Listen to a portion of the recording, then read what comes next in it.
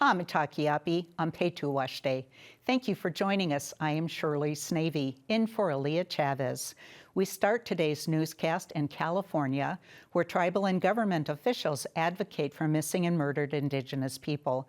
ICT's Paris Weiss has the story.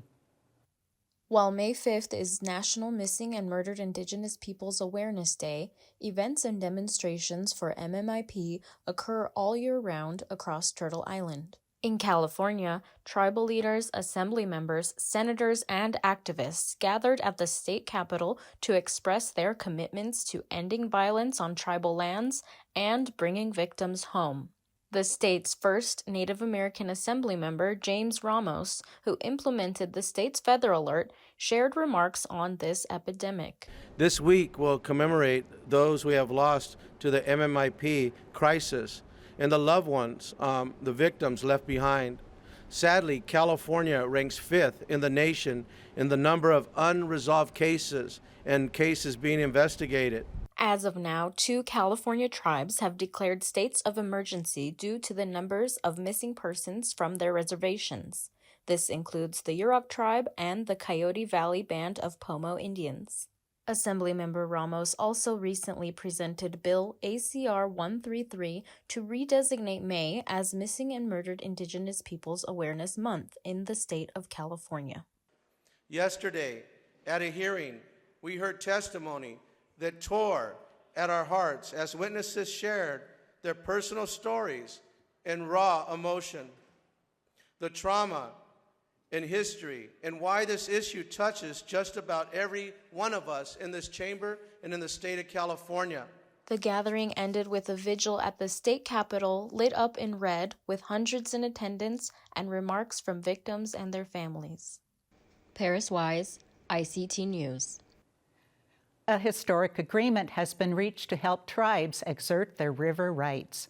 The Upper Basin Tribes, which is made up of 6 Native communities from Colorado, New Mexico, and Utah, have signed an agreement with the Upper Colorado River Commission. Under the new agreement, tribal representatives will meet with the commission every 2 months to discuss water rights and Colorado River issues. The chairman of the Ute Mountain Ute tribe explained in a statement that the tribes have a 25% claim on the basin's water rights.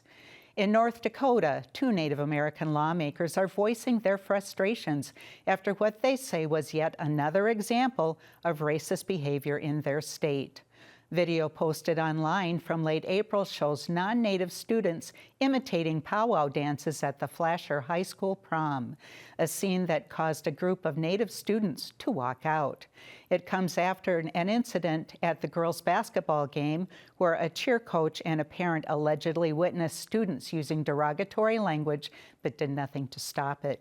Representatives Lisa Finley DeVille and Jamie Davis have since asked the U.S. Department of Education to step in.